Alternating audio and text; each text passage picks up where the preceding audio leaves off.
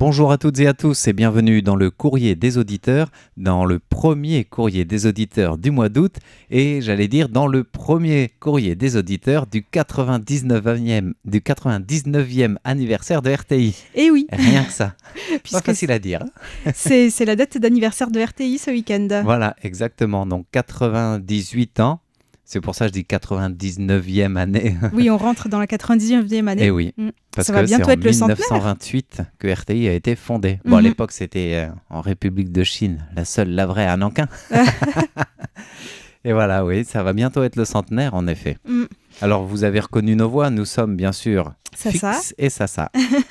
Alors, dans le courrier des auditeurs, il y a pas mal de choses aujourd'hui. Oui, et on va peut-être commencer par une annonce. Je pense que c'est le plus important. Donc, Oui. je te laisse en parler. Alors, vous avez sans doute déjà reçu un petit courriel chez vous qui vient préciser les fréquences pour la diffusion en ondes courtes estivale. Donc, c'est en ondes courtes directes depuis Darmstadt. Mhm. Pour le mois de juillet, c'est le service allemand. Pour le mois d'août, c'est le service français.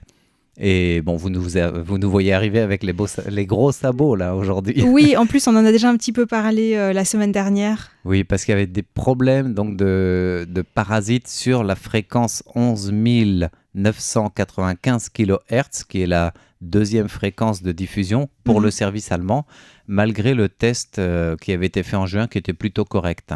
Alors en effet, il y a sans doute un radar qui émet des parasites tout au long de la journée. Donc quel que soit le moment de diffusion de cette fréquence, ça n'empêche pas la diffusion du programme, mais ça donne une écoute très très gênante et vous avez été nombreux à le souligner pour le service allemand en précisant que si le service français pouvait changer, bien sûr, et on pense exactement la même chose. Mhm. Alors si on en parle aujourd'hui, c'est qu'on peut changer. Oui, on a pris une décision finalement, c'est ça ? Exactement, grâce à l'aide aussi des auditeurs qui nous ont confirmé que la 11 850 kHz est une fréquence disponible. Du coup, les diffusions directes depuis Darmstadt auront lieu sur cette fréquence pour la deuxième partie. Alors, on va repréciser tout de suite, notez bien, 15 145 kHz de 17h à 17h30 temps universel, ça ne change pas. Et par contre, de 17h30 à 18h temps universel, ce sera bien la fréquence 11 850 kHz. Donc 11 850 kHz, c'est diffusé directement depuis Darmstadt avec le même degré, donc 325 degrés. Et ça sera le vendredi, samedi et dimanche du mois d'août. Donc c'est pas uniquement le week-end, il y a aussi le vendredi. Tout à fait, donc tous les vendredis, samedi, dimanche soir, enfin à l'heure dite en temps universel, du 7 au 30 août. Voilà, donc cette fréquence, elle est déjà annoncée sur notre site internet. On la rappelle dans l'annonce de ce courrier. On vous l'a envoyé par courriel et merci d'ailleurs à toutes celles et ceux d'entre vous qui nous ont aidés à prendre cette décision et surtout qui ont déjà relayé cette nouvelle fréquence. Et justement, à propos de ça, je voulais remercier le Radio DX Club d'Auvergne et Francophonie pour le bulletin qu'ils nous ont envoyé, dans lequel ils ont mis, en fait, ils ont annoncé les fréquences de diffusion, mais du coup, il faudra peut-être faire un mail éventuellement aux membres du club. Ou en tout cas l'annoncer sur le site, en effet, ce correctif. Ce petit correctif, tout à fait. Et d'ailleurs, dans ce bulletin, il y avait un article très sympathique sur la Joëlette. Ah oui. Alors oui, j'étais un petit peu étonnée puisqu'ils ont repris une émission que j'avais faite, c'était en 2023, je crois. Donc ça date un peu, mais la Joëlette est toujours utilisée à Taïwan. Ça, c'est chouette. Donc même ce week-end... j'avais fait des doublages pour ton émission. C'est très intéressante. Ouais, c'est vraiment un super moyen de transport pour les personnes handicapées qui souhaitent quand même se balader en forêt. Oui. C'est vraiment super. Et puis ça crée du lien entre les personnes qui tirent, etc. En forêt et même en montagne, non ? Ça peut être oui, sur des c'est ça. pentes, C'est surtout sur des pentes, ouais. C'est ça. Bon, après, à Taïwan, c'est pas facile parce qu'en montagne, il y a beaucoup de chemins avec des escaliers en pierre. Oui. Et c'est pas facile en Joëlette, mais... Faut prendre le toboggan d'à côté. Mais il n'y a pas toujours. Voilà, on va peut-être enchaîner sur les questions pour les concours. Parce qu'après les annonces, il y a bien sûr le rappel des concours pour gagner des petits cadeaux. Tout à fait. Et comme c'est le mois d'août, c'est une nouvelle question, mais on vous l'avait déjà annoncé dès la semaine dernière. C'est vrai que pour rien vous cacher, moi j'étais en France la semaine dernière et quand j'ai écouté le courrier des auditeurs, j'ai dit Vous avez de l'avance là. Le décalage horaire, je croyais que c'était que 6 heures et pas 5 jours. Mais c'était un beau cadeau. Je crois qu'on avait un petit peu hâte d'être au mois d'août. C'est ça. Alors la question, c'est quel type d'huile est concerné par le scandale des huiles alimentaires? Donc attention, on vous demande le type d'huile qui est concerné et pas l'agent contaminant. Voilà, donc il faut faire un petit peu attention à ce petit détail. Et qu'est-ce qu'il y aura à gagner? Il y aura 6 porte-clés en forme de lanterne. Donc il y aura 6 porte-clés lanternes, 6 heures gagnants pour ce concours. N'hésitez pas à reformuler votre question si vous avez envoyé justement l'agent toxique plutôt que le type d'huile, comme Sasa vient de donner cet indice. Oui, vous avez tout le mois d'août pour le faire. Exactement. Et en parlant du mois d'août, il y a aussi le trimestriel. Oui, je te laisse le rappeler. Alors, le concours trimestriel 3e trimestre 2026, on vous demande en fait de nous citer 3 projets d'investissement de Taïwan en France. Des nouveaux projets ou parmi même des projets qui ne sont pas encore réalisés puisque un projet justement c'est en cours de réalisation. Et pour tenter de remporter une libellule artisanale décorative. Et il y aura 5 gagnants pour cette libellule artisanale avec les projets d'investissement de Taïwan en France. D'ailleurs, ça me fait penser qu'il y a un de ces projets qui est dans la commune de Le Barp, oui. qui est touché par les incendies, oui. Malheureusement. Voilà, ça touche un peu partout. Il y a le Var, la Gironde, les Landes qui sont juste à côté. C'est assez terrible. Ça touche aussi plusieurs auditeurs, notamment Philippe Marsan qui nous a envoyé un courrier cette semaine en nous disant qu'il ne pouvait malheureusement pas écouter dans les bonnes conditions puisqu'il fait partie des personnes qui ont dû évacuer. Oui, puisque la forêt de Biganos apparemment est touchée par un incendie. Voilà. Donc on espère que qu'il va se résorber grâce à l'aide des pompiers. Et oui, on espère surtout que vous allez tous, que vous nous écoutiez ou non du reste, mais que les personnes évacuées peuvent retrouver très très vite et en toute sécurité leur chez eux. Voilà.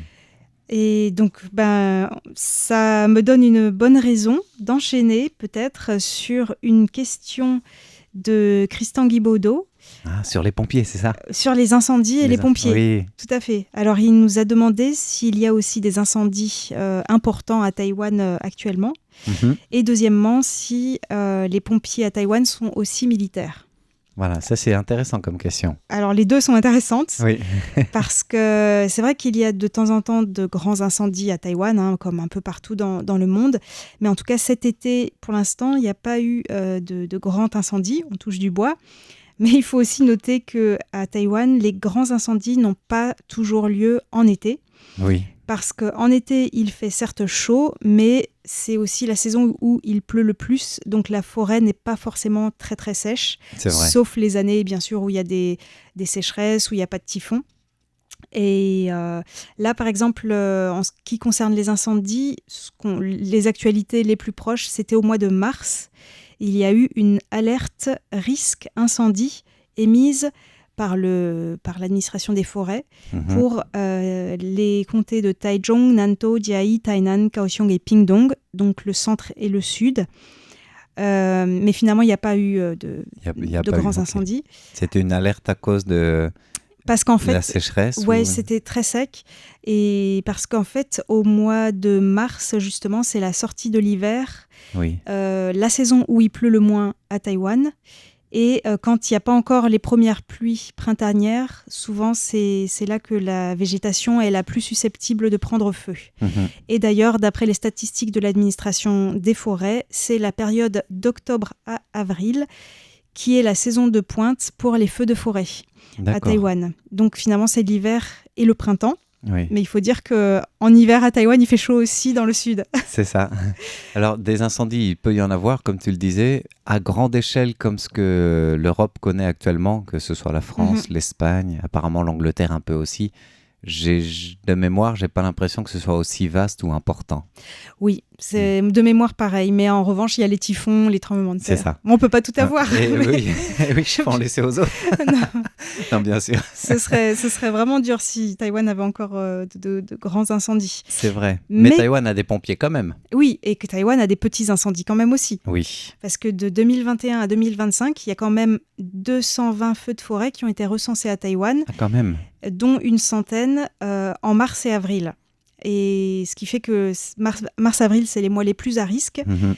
Et selon l'administration forestière, 90% de ces feux sont d'origine humaine. Alors, les causes les plus fréquentes, c'est le brûlage de déchets ou de résidus agricoles en pleine nature. D'accord. Le fait de brûler du papier-monnaie pendant la fête de nettoyage des tombes, oui. Qingming qui tombe juste au mois d'avril. Et ça, je pensais que ça déclenchait des feux, mais pas de grande envergure, tu vois, juste au niveau des cimetières. Mais...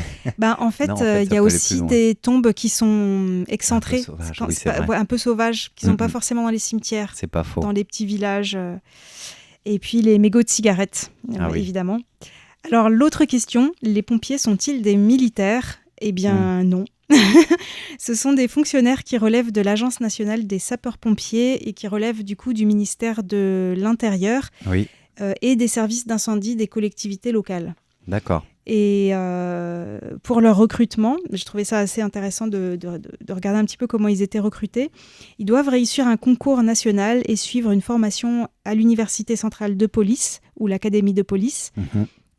Il y a une filière sapeur-pompier. D'accord. Et c'est une formation intensive d'au moins 1 an. Ils apprennent le sauvetage incendie, l'évacuation en cas d'accident de la route, la descente en rappel, en haute altitude, le sauvetage aquatique, etc. Oui. Et ensuite, il y a aussi une formation sur le terrain. Et à Jushan, dans le comté de Nantou, l'agence des sapeurs-pompiers a même un centre de formation pour former les jeunes recrues en faisant des simulations de situations extrêmes. D'accord, donc il y a vraiment aussi une théorie, mais pratique, même poussée du coup. Tout à fait. Et ils apprennent à faire plein de choses. Je ne vais pas rentrer dans les détails ici, mais il faut dire qu'à Taïwan, comme on l'a dit, les pompiers sont souvent mobilisés pour les secours après les typhons et les séismes. Et dernier point, il y a aussi des pompiers volontaires qui sont non rémunérés, mais qui bénéficient d'une assurance et d'une aide pour leur équipement. D'accord, donc ça peut venir gonfler les rangs des pompiers professionnels du coup. Tout à fait. D'accord. Voilà. En tout cas, merci beaucoup à Christian Guibaudot pour cette question. Il y en avait une autre, je ne sais pas si on aura le temps de la faire. Sinon, on la fera la semaine prochaine. D'accord. Alors moi, j'ai envie d'enchaîner avec une autre question que nous avons reçue de Jacques Augustin. Oui, Jacques Augustin, qui nous a beaucoup manqué quand même. Oui, apparemment, il vous a fait peur. Enfin, j'étais absent en même temps que les absences de notre auditeur, donc je n'ai pas suivi ce manque de courrier très régulier d'habitude. Oui, on se posait des questions, on se disait, mais où est passé Jacques Augustin ? Il ne nous écrit plus, on espère qu'il n'a pas eu de problème. Et finalement, il nous a dit qu'il était juste en vacances. Ça, c'est cool. c'est bien, donc il est revenu. Voilà, un repos sans doute bien mérité.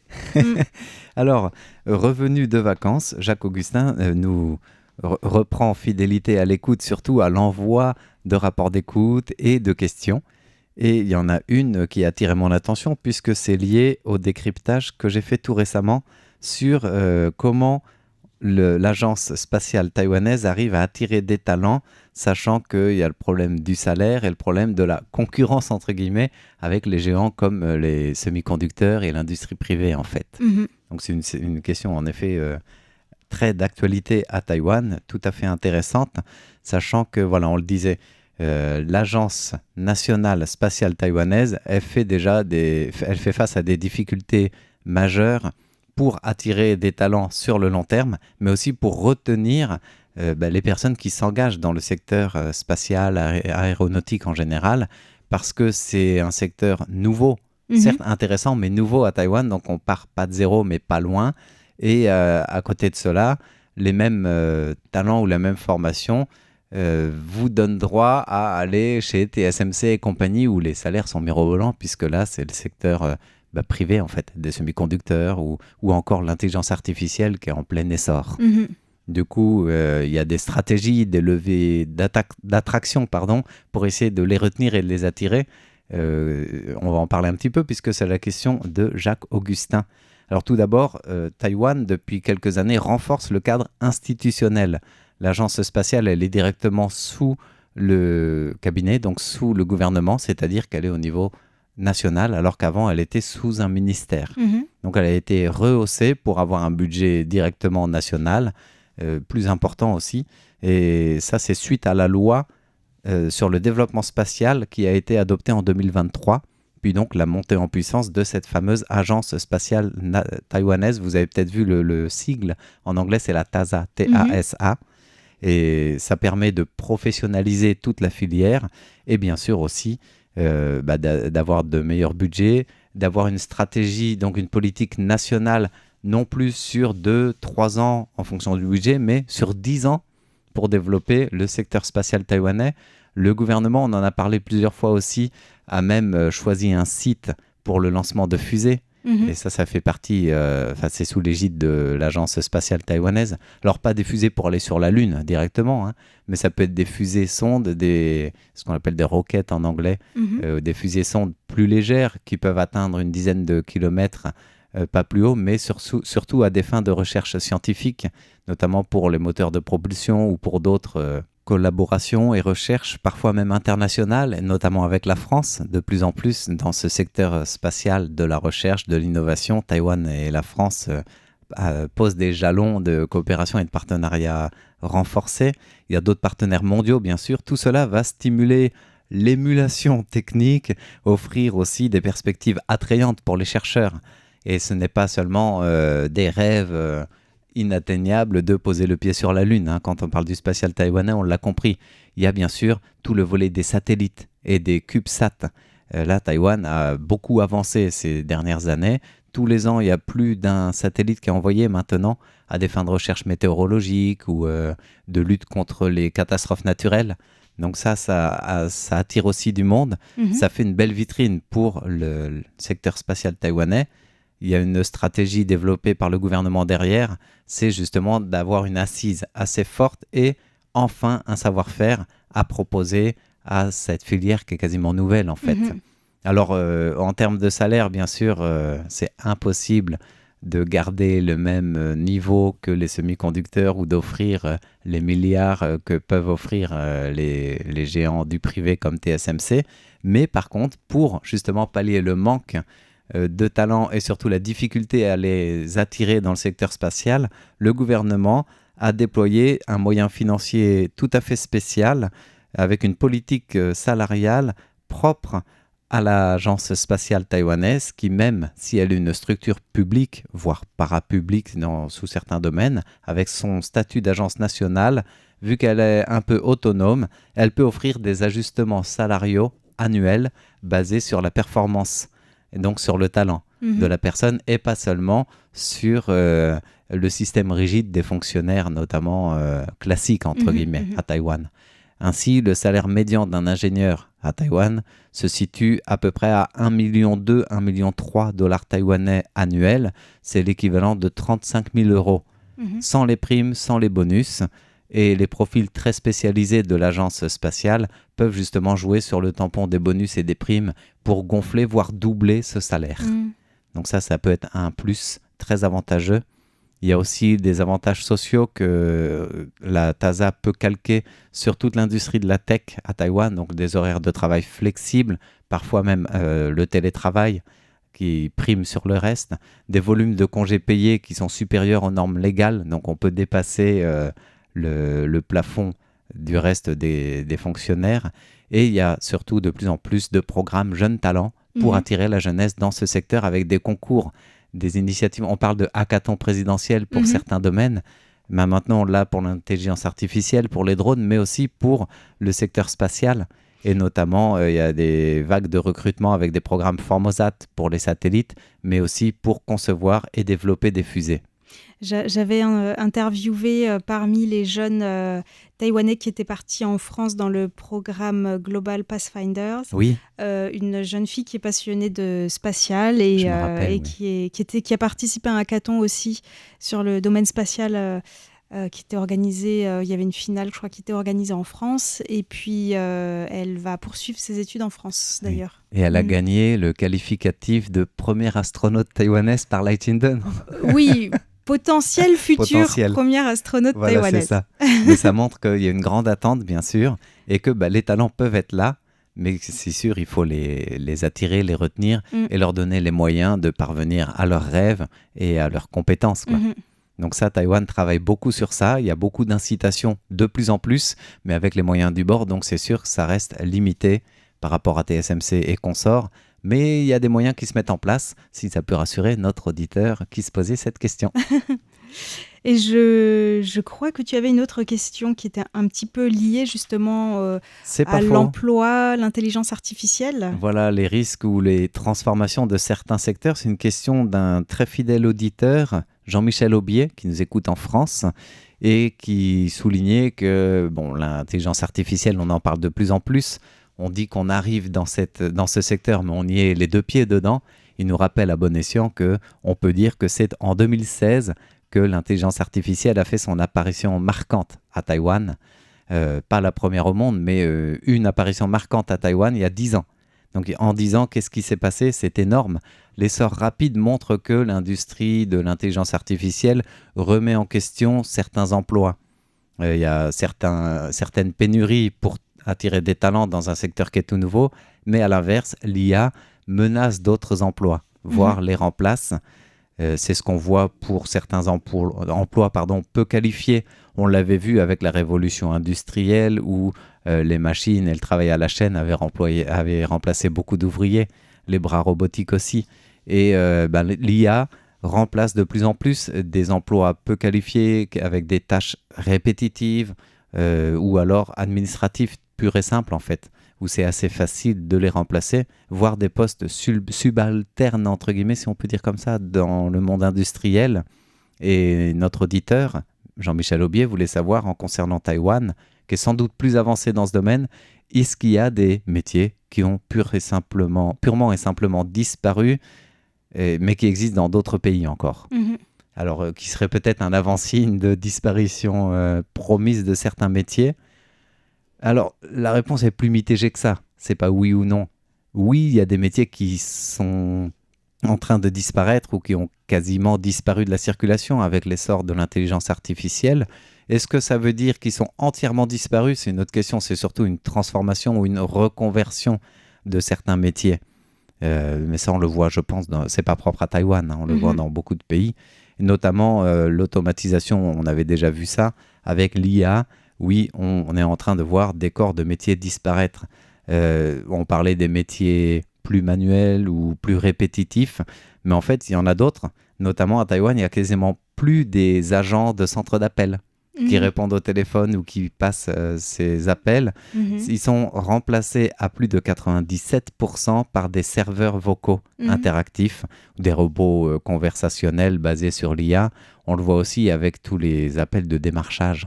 Je pense que la France est bien placée pour le savoir aussi, puisqu'il y en a de plus en plus.